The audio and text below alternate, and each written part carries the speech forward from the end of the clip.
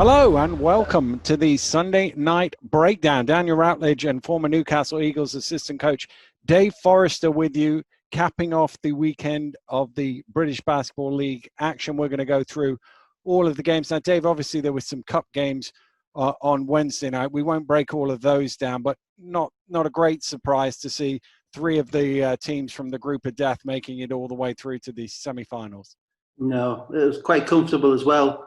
I think probably the league's going to have to look at that for the future, because it's not optimal that you've now got two of those teams playing each other twice again in the semi-final.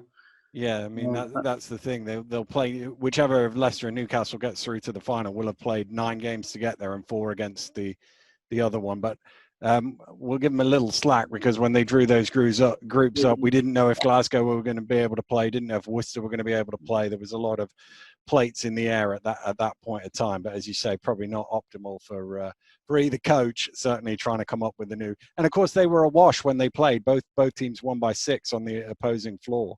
Yeah, and the games, I mean, I was at the Eagles game against Bristol, and Bristol was significantly hampered by not having Okafor playing. And obviously they don't have Wilshire, so they came up and they played very hard, but they struggled to create good shots.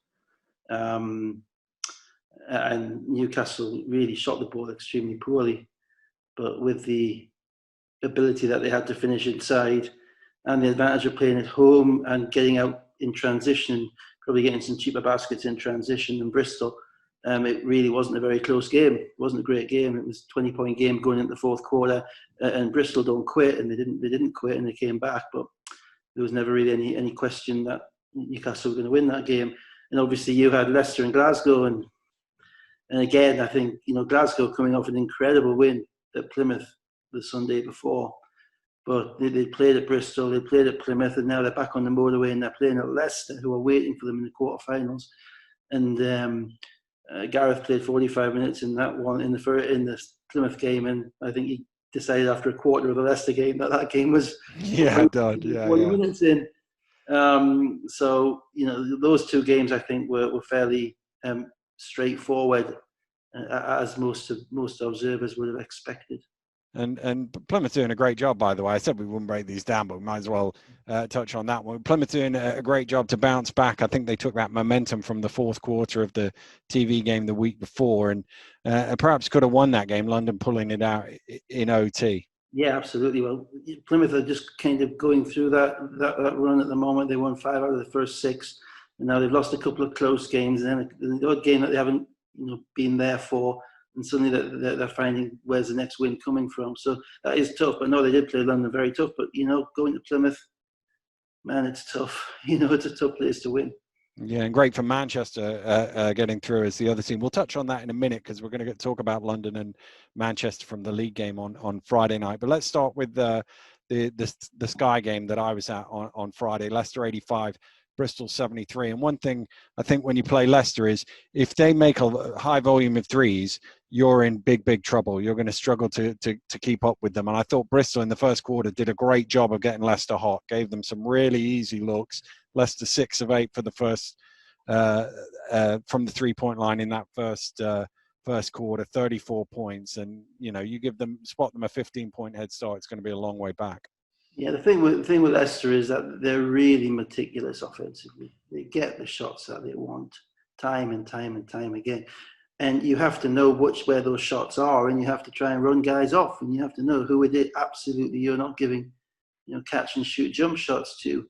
And then one gets into a rhythm, and another gets into a rhythm, and then the guys Rob subs them all off after about 5 minutes, and they go to the bench, and new guys come in, and if they get into a rhythm as well, then by the time of the second quarter, Rob's got 9 guys who are all in the rhythm of the game, and they're making shots, and it's very, very tough. Whereas if you can slow them down initially, when he makes his first subs and the second guy slow them down and no one quite gets into a rhythm, you can kick them out of their rhythm. But no, they got into a great rhythm. They made 10 out of the first 12 threes. Again, Bristol struggled with a little bit of shot creation. They played at a faster pace, which I think helped them, but they had to because they were playing from behind.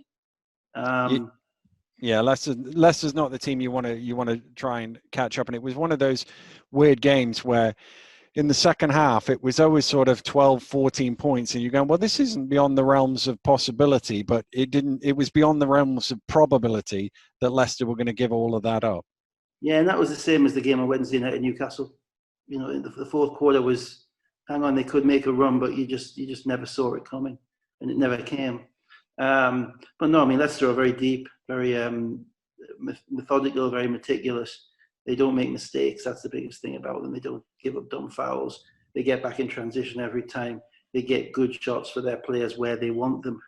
And now they got 9 guys, and once Fraser gets worked in properly, they're going to be a really tough team. Really tough team. And down the stretch, they put the ball in Gino Crandall's hands and let him create. And he's very crafty, very difficult to keep in front of him because he can go in all sorts of different directions. He's going to need some whistles, though. I think the way he goes to the basket, he's going to need some whistles. Well, he's interesting. He's an east-west guard. He jukes and he dances and he spins and he's looking for line. He's not the kind of the north-south, the really fast, powerful guard.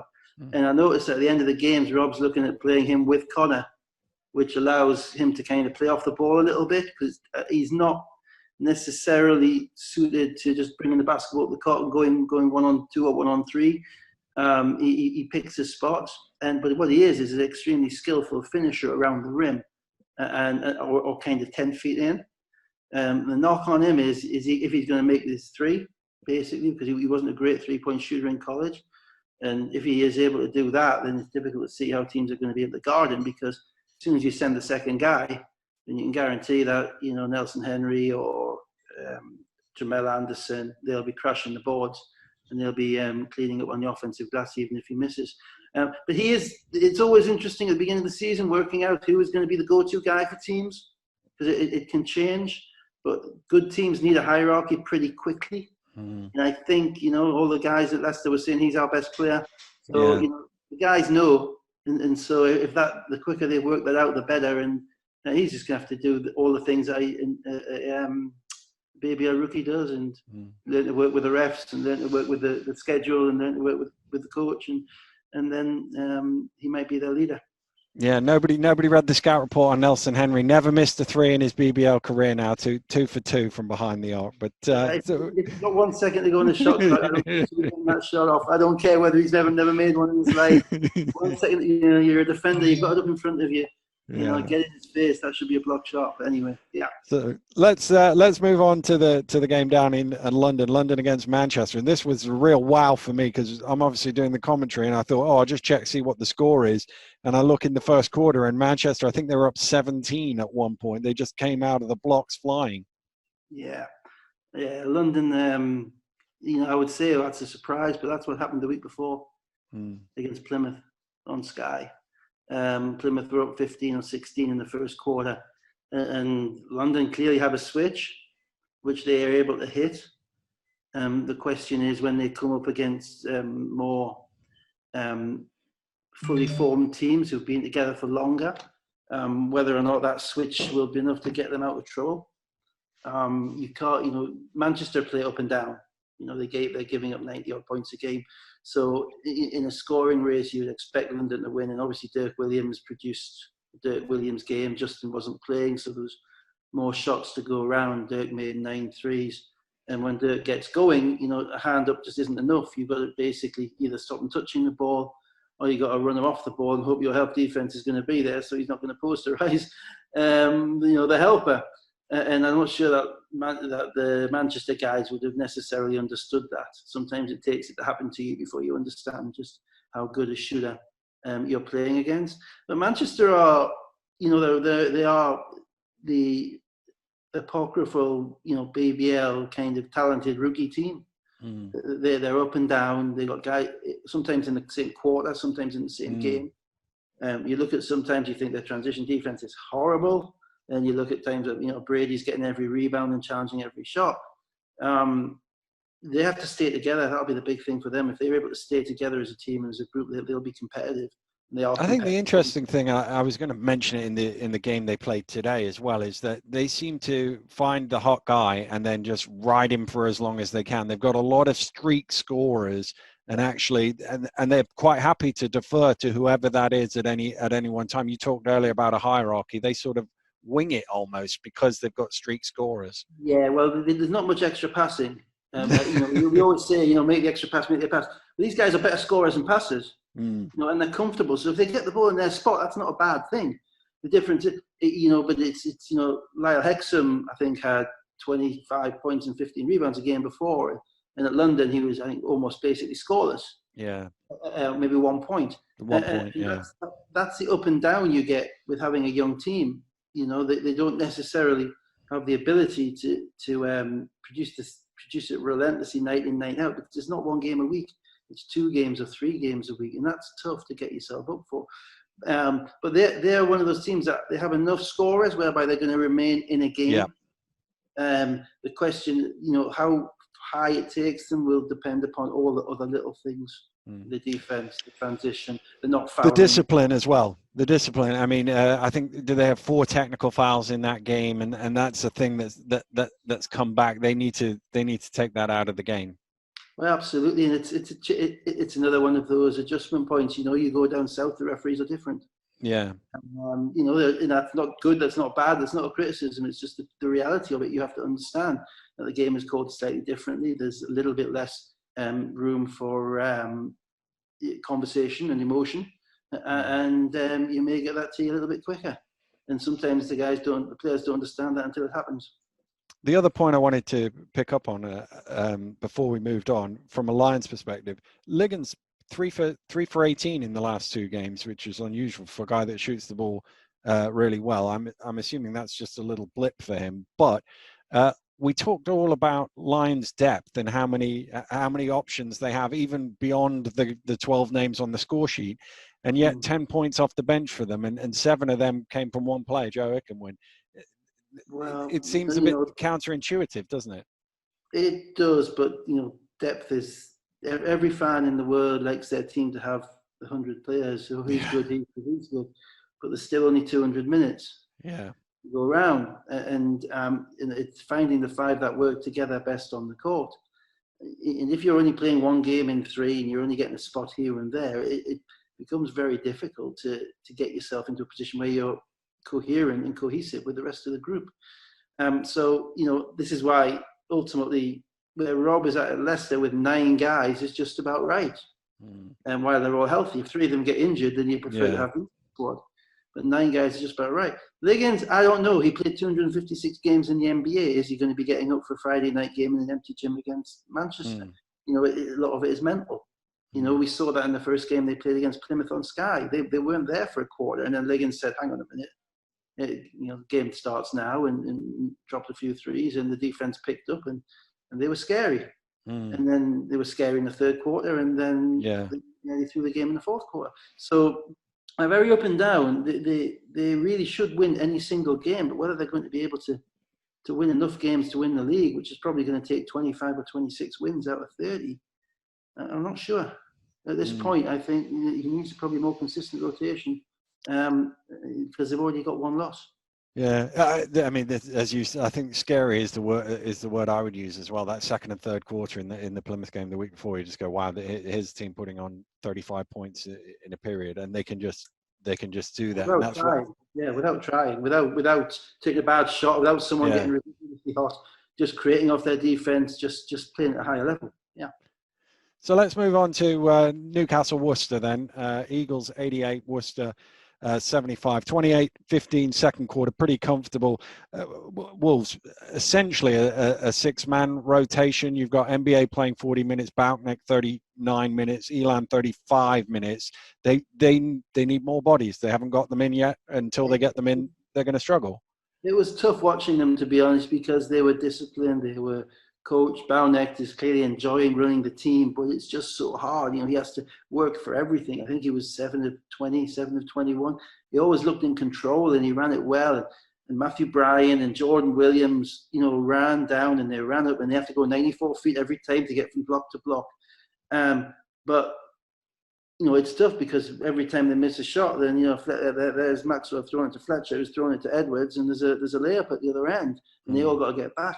So Worcester, are actually getting to that point of the season whereby the guys they have are playing really well together, but they just aren't quite enough. Mm. And and the problem for Matt is that Matt Newby is that when they do come in, when their extra guys do come in, he's going to then have another 3 or 4 week adjustment to them. And that's going to cost him probably it's going to be another 6 to 8 games before he's comfortable with the way that they're playing. By that point, the trophy will probably be done as well, depending on what the draw is. And so they'll be playing for the playoffs then. I'm really impressed with the guy, really impressed with Jordan Williams, really impressed with Matthew Bryan. Matthew's got a rep as being a bit erratic at times. He makes plays, makes great plays. He gets up and down, but occasionally he throws the ball away, or he doesn't quite make the right decision. He was great. He was disciplined. He was where he needed to be. He really playing to the system. And I think it's been really good for him that he's got a few games with a club in the BBL under his belt, game after game after game, where he's been healthy and been coached. But they just don't have enough. And Newcastle, I think Newcastle shot 5 of 19 threes. I think, they didn't shoot the ball well. They didn't play particularly well again, to be blunt. But it was never really a game that they were going to lose. Yeah, I mean, they, as I say, you can't have 3 guys essentially playing 40 minutes. They're just going to wear down at some point. Let's move on to today, the early game, 2:00, very early game. Surrey against Bristol, and a big win for the Flyers, winning by 20. That was a game they really, both these teams really had to have this game. And well, Flyers got into a double-figure lead in the second quarter and basically cruised it in from there. And I think the thing that impressed me the most was you got Teddy hit a couple of threes to get them up to double figures from where on. But the aggression with him, we saw him with his most points since he's joined them, double the most assists since he's joined them. He looks like the player that team really needs whilst Wiltshire's out injured. Yeah, absolutely. Absolutely. And, the shot creation they didn't have on Wednesday, and he came off the bench on Friday. And probably the defense of Surrey isn't probably at the level of the defense of Newcastle or Leicester. And he did what he's meant to do. He made shots, and he may be getting a level of comfort with that team. And they have some athletes. Lockett is a really good athlete, really capable of scoring, getting to the rim. And obviously the big guys are big and athletic, and they play hard. So they've got a lot going for them, Bristol. In that way, and probably playing Newcastle and Leicester after having a less challenging cup group, playing Newcastle Friday, Newcastle Wednesday and Leicester Friday, it's probably toughened them up, I would think. It always can go 2 ways. It can either knock you down or it can toughen you up. It may well have toughened them up. The difficulty is Surrey. You can't be giving up 99 points to that Bristol team at home. Not when they've played on Wednesday and Friday. You can't. You're playing 10 guys. Yeah, none of them are really making an impact the way you want them to. So do you need less guys or do you need different guys? Ryan Richards is, I think, 15 minutes, minus 10. Is he a BBL centre or is he a European centre, effectively, because of his size? Lovell Cook's playing 10 minutes off the bench. Is that? Well, I was going to ask you that question because you got Cook, Rickman and White coming off the bench. They all played less than 13 minutes, 6 points, 3 points, 8 points. When this team was put together, it sort of looked like they've got a lot of scorers, but they don't score that much, and it's I can't quite get my head around. And I was thinking what they're missing is somebody like Hicks, but then Hicks is there now, and it doesn't seem to have adjusted it. Even Hicks is very talented. He was last time he was in the league. Obviously, he hasn't played for 9 months, so we can't judge him at the moment. No. But he was as Crandall was east-west guard. Hicks is a north-south guard. Yeah. He's getting to the rim, and you might collapse defenses and kick it out, but he's not somebody who's going to be looking to run the team in that same way. The difficulty is that I think to be a solid team in the way that basketball is played nowadays, or to be a solid offensive team to get good shots every time down, you need more than one creator. You need multiple creators. And at the moment, the guys that you mentioned there, they're guys who create for themselves primarily. Yeah. And well, the two team stats that leapt out at me when I was looking at Surrey: lowest in the league in field goal shooting, lowest in the league in assists. 14 a game. They had 16. Yeah, and those stats are linked, aren't they? I mean, whereas the less assists you get, the more one-on-one you're playing, and the harder it is. And that's fine if you've got 7 guys and everybody knows it's their job, like you say with Manchester. Everybody knows they're getting the ball and their job is to score. But when you're only playing 10 or 11 minutes, there's a natural feeling within a player at that point to say, well, I've got to get my shots up. So the quality of the shot isn't the major thing. Sometimes it's getting their shots up. You come in and you play your 12 minutes and you go 3 of 7 or 3 of 8, but then you sit down and somebody else does the same. More than that, though, it's a defense. It's a defense. You can't give up 99 points at home to Bristol, who are up until this point averaging somewhere in the 70s, or even high 60s. And that's an effort thing. And it's not tiredness because Bristol have played 3 games. And it's not lack of bodies because Creon's got 10 players. They got, I think, on the boards 44-24. Yeah. Now, Bristol are a good offensive rebounding team, but in your own gym, that can't happen. You can't be getting beaten in transition and beaten on the board. So that may be a team where they have to make some addition by subtraction. And they may need to have less guys playing a little bit more and giving them the responsibility of saying, this is your responsibility. You can't blame somebody else because I'm only played 12 minutes. It's on you. Or you're gonna be able to make do the job for us, because they're struggling. 99 points is not good. I think it was 50+% Bristol shot. That is not a winning mentality. Not a winning. Well, that's the other stat that doesn't read very well for the Scorchers. They're second in the league in terms of opponents' field goal percentage. Well, I think Bristol shot 65% from 2, 39% from 3. I mean, that's literally saying have any shot you want. In reality, or alternatively, they've made a ton of remarkably tough shots. But Bristol aren't a great tough shot making team. They get to their spots, but if they struggle to put up 60 at Newcastle. I think they had 39 in 3 quarters. So you shouldn't be giving up that many points to that team. Albeit credit to Bristol and particularly Teddy, as you say, for coming out aggressive and then getting the other guys involved and playing like a starting level GB point guard. That's going to be big for them. So let's move on to the evening games tonight. Cheshire 84, Newcastle 85. I was watching this game, obviously triple boxing the thing, and I was watching it. I was like, man, have Newcastle missed? And I went and checked the stats, and they hadn't missed. They made their first 10 shots of the game to lead 22. It took 7 minutes for them to miss a shot, but I almost felt like that got them too comfortable, and that after that they took some poor shots. I know they always go early, but even by their standards, a little early in the offense for them, and that allowed Cheshire to come back. Absolutely, and also, whilst even when Newcastle was scoring, Cheshire were still scoring. It wasn't a situation where Newcastle was scoring off their defense. They were scoring, off occasional stops, but also Cheshire was scoring. So Cheshire were getting into a rhythm as well.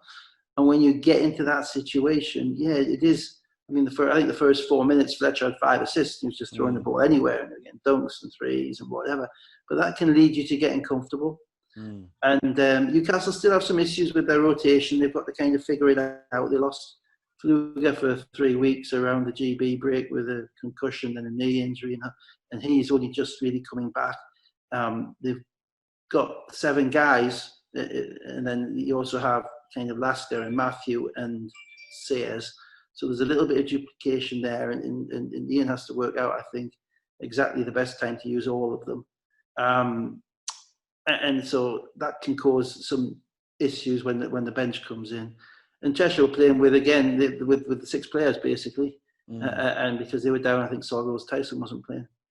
And they kept going. And if Ross had actually made probably a few more shots, that game was there for them. Lowe had 30 and rebounded the ball very well. But Gordon's credit to him. He stepped up on his birthday, made 2 foul shots with 5 seconds to go. Well, that's the thing. That game comes down to 2 plays. One at either end, a foul with 5 seconds to go, up 1, and then what they did at the other end of the floor offensively. Obviously, whatever was drawn up in the timeout seemed to be get it inside to the big fella, which makes sense when he's got 30 points. But I wonder they threw it to they ran a play to get it to Ross in the corner. Yeah. Ross was comfortable in the corner. Yeah. Off a screen from Hayes to kind of have Ross and Hayes on the same side. But what Newcastle did was Edwards was guarding the ball on the inbounds. And when they threw it to Ross in the corner, Edwards immediately switched onto the corner man. And he was on the top side of the corner man, which meant all Ross could do was go at the baseline, where obviously Hayes' man is stood there. So that he kind of dribbled into a little bit of a trap.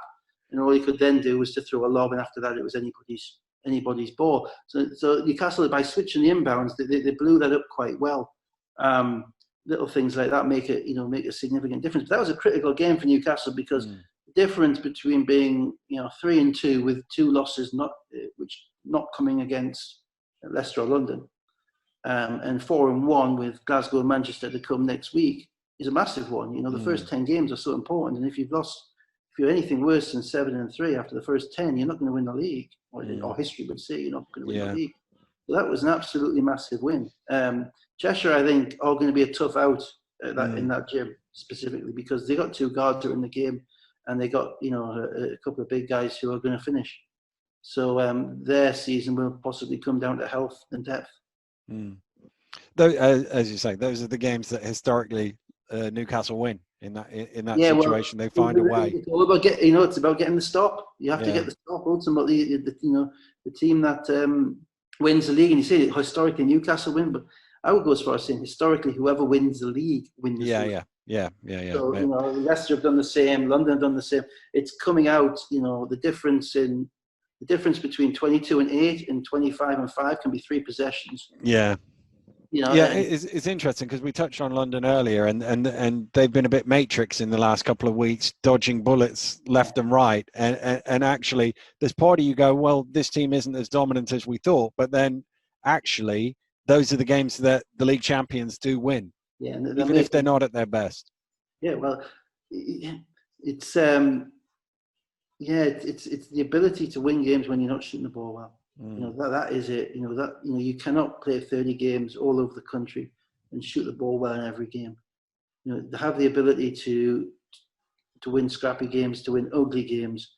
That is the difference between 25-5 and 20-10. And 25-5 might win you the league, and 20-10 might get you 4th place. Yeah.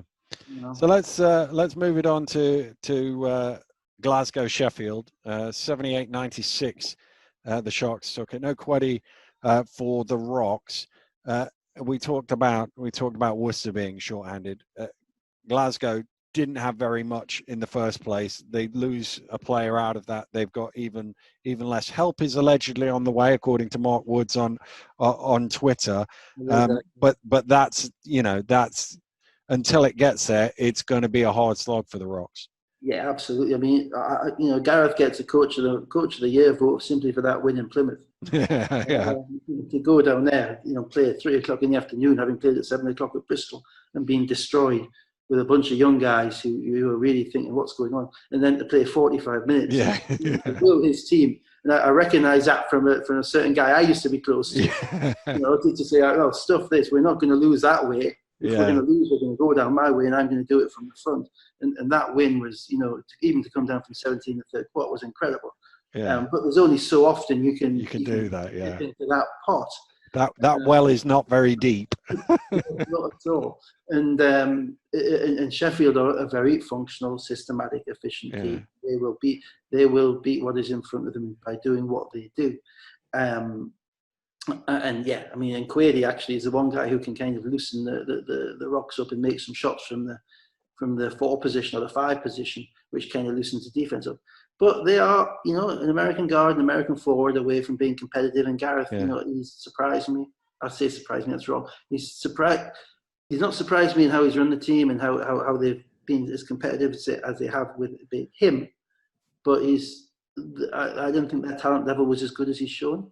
Yeah. On their record, on what they had, on what they've done before, those guys. But they're competitive. They can be competitive. They're going to struggle. I mean, there's a difference between London, Leicester, and probably Newcastle. But they're probably 2 guys short of competing with everybody else. Yeah. And that's a credit to him. If they're going to lose, they're going to lose his way. It's still tough though. It is, yeah. He seems to be maximising what he can get out of that. And to be fair, in this game, it was close till the second half, and then Nicholas Lewis catches fire in the third quarter, and he actually had his highest scoring game against the BBL team. His previous best was against Reading in the trophy in 2014. So 32 points. They need that from him. He's not quite found that in the way that he was certainly at this time last year. They do. The scouting report on Sheffield, for as long as I was involved, was primarily, Nick Lewis. He can go off for 30, or he can go off for 25 on 12 shots, or he can go off for 3 on 12 shots if you defend him and you focus on him and you don't let him get off early. The advantage Sheffield have now is that they got another guy, Helmsley, who's another scorer on the other side, and he is, it's not a question of people just throwing the ball at Nick and Nick, you've got to make shots for us to win. The pressure is relieved by the fact that they've got an athletic scoring 2-guard playing with him, and they're always going to be solid up front because Atiba recruits guys who are solid up front. Cook, Marsden, Tuck, Nichols, and Lillard is good. He has the chance to be good if he's able to again get used to the rhythms of the BBL season. He's a very competitive guy. Certainly in the games they played at the arena, he appeared to be the leader of the group. So I like what Sheffield have. And Sheffield, you always think, well, they're not, they're not making any statement wins, or they're dropping games here and there. And they go to Leicester and they lose by 10, and they weren't really that close, or whatever. But then you look at them and they're 5-2, and they're beating teams that they're meant to beat, and they're staying, competitive and staying at the top end of the league. So I think they will get better. They probably need Nichols to make a jump, and a little bit more consistent play out of Cook. But they have a shot at being certainly top 4. So moving on to the final game, Manchester against Plymouth, and this one was an interesting one to me because Porter Bunton's just had a baby, so he wasn't there for Not Plymouth. Porter. Yeah, well, no. And no, but the thing I found with Plymouth is who's the next guy. Hamilton is tremendous and playing really well this season. And who is the next guy? And if you look at the numbers, there's just a bunch of guys on 8-9 points a game. So there's no obvious second guy. He's got the chance, if you like, to be that one, and obviously not there tonight. Would one of the other guys tonight? It was Neighbour, but I just that's my thing with Plymouth is who's the number 2. Well, in theory, Hamilton should be the number 2, and Lawrence should be the number 1. Well, yeah.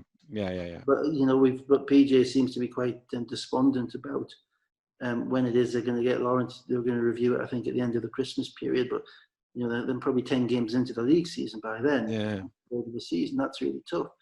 I think they started with 1 guard today, and that was Elvisi, and Elvisi was over 10 today, so he didn't have his best game.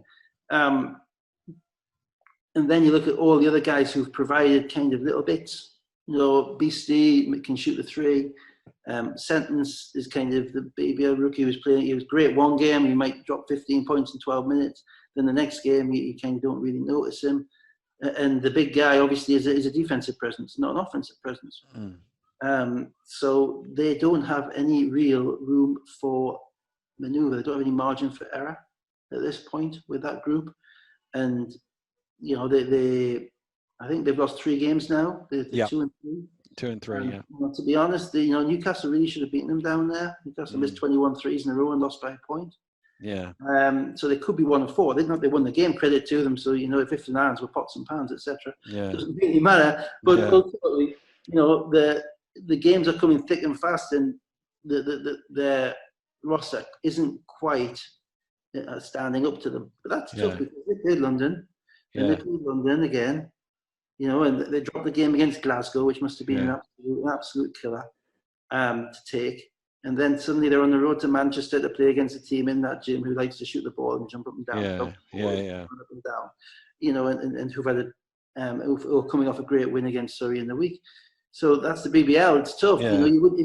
If you ask for people's impressions, you wouldn't think that Sheffield were 3-2 and Plymouth were 2-3. Yeah, true. But they are, and they're the only numbers that matter in the game. Newcastle are kind of slightly fortunate 4-1 after today, and Leicester obviously are cruising along without a loss.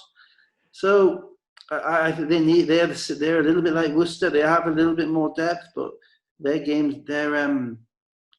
they're going to have to grind out wins. Yeah. And I'm not, with what they've got at the moment, I'm not sure that it's, a roster which is built to grind out wins. They have space. I mean, they have slots, they have spots. There are Americans who could come in. They have, as you say, Porter Bunton, who is another guy. One thing though, Ubiaro has played, has really good. Yeah, he has. Yeah. To the point whereby he's, you look at Ubiaro and you look at Porter Bunton and you wonder who was the guy who went to Kentucky. And the two guys that have really made a jump at the beginning of this year, who I didn't think we probably didn't see coming, were him at Plymouth and Walsh at Surrey. Yeah. The two guys have come different routes. But Ubiaro's athleticism is high level, and his skills have increased to the point whereby he's a good foul shooter and he's comfortable shooting the three. So it might be interesting to see what type of role he gets, and I hope he isn't pushed down if Plymouth do bring in other guys. Brady, 4 fouls in the first half for Manchester. And again, we touched on it in the previous game, but in some ways that didn't really hurt them at all, because eBay and Ocherobia combined for 10 points, and Brady never came back on the court after going down. And you would think, oh, they've got a bit of a hole in the middle there, and there was no way of taking advantage. And actually, what they had was just more athleticism, more up and down, if you like. Yeah, and this is the thing. I mean, the advantage of a great rebounder is that you get a great rebounder. Against, I think Newcastle, he had 25 and 20 or something like that, 27 and 20, at 11 offensive rebounds. And you get a great rebound. But to be a great rebounder, you have to be in there under the rim. And that involves taking up space. And this was the Willie Clayton thing from a couple of years ago. You take up a ton of space. But that means you've also got a defender there, and the defender's taking up a ton of space.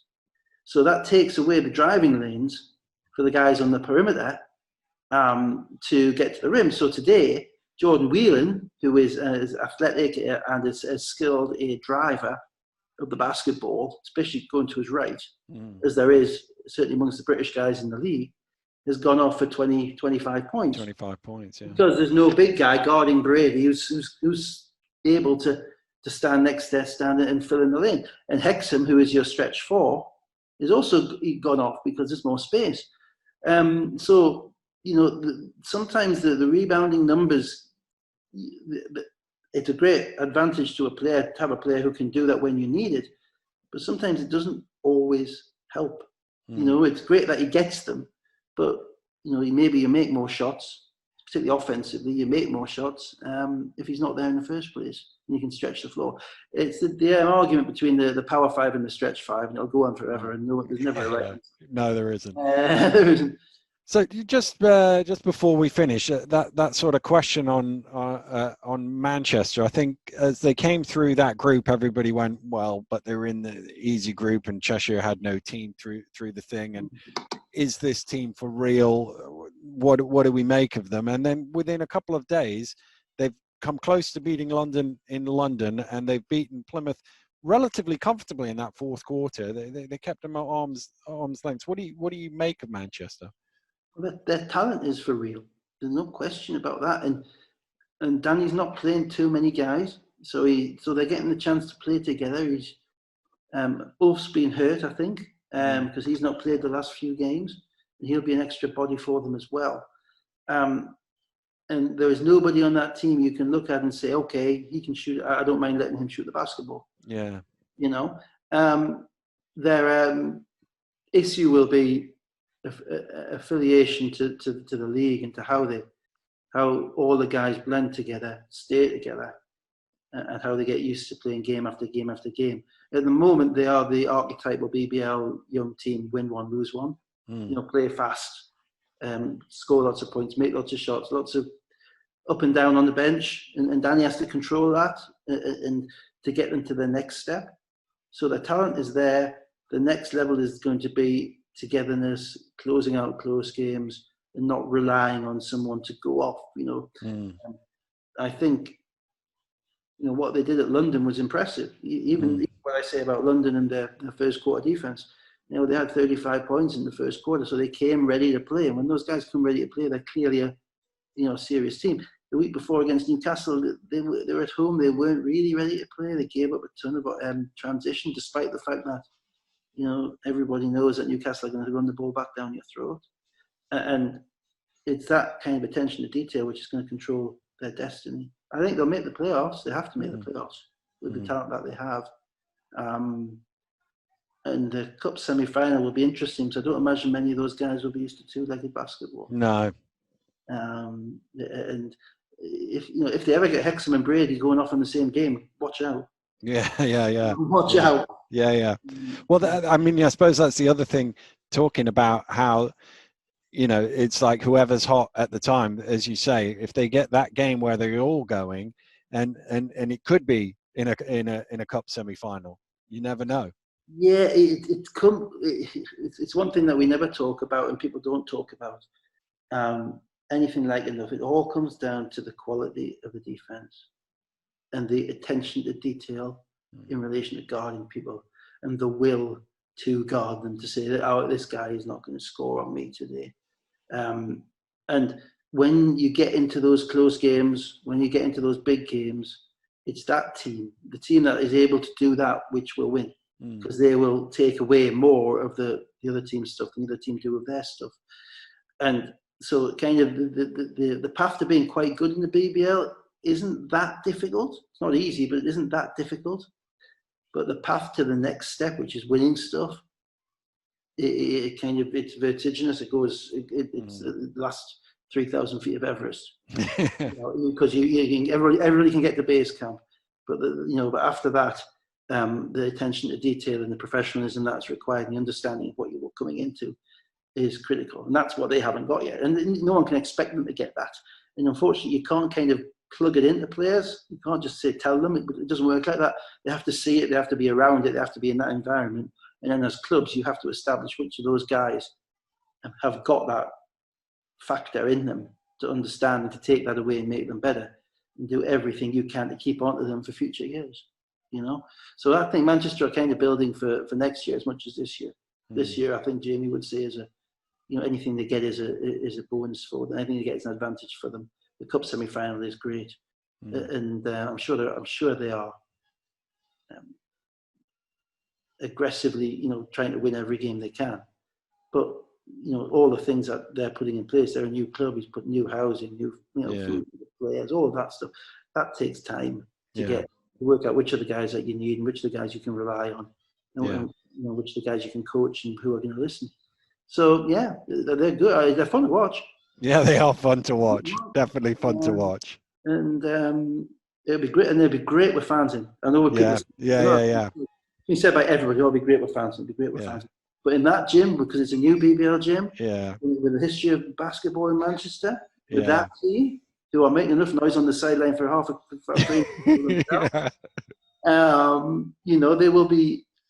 There could really be a rebirth, and that's great. Yeah, it is exciting. It feels exciting. That's the thing. As an observer, it feels really exciting what they're doing in Manchester. And as you say, they've got a team that is good fun to watch. If and when they do get punters through the door, they'll get value out of their ticket price. That's for sure when they turn up there. Right, that's the weekend wrapped up. So we're going to be doing this every Sunday night now for the remainder of the season. Not too many games next week, so we should have a short blast at it. But it's been great, Dave. We'll speak again next week. Thank you very much for listening, and we'll be back next Sunday. Goodbye.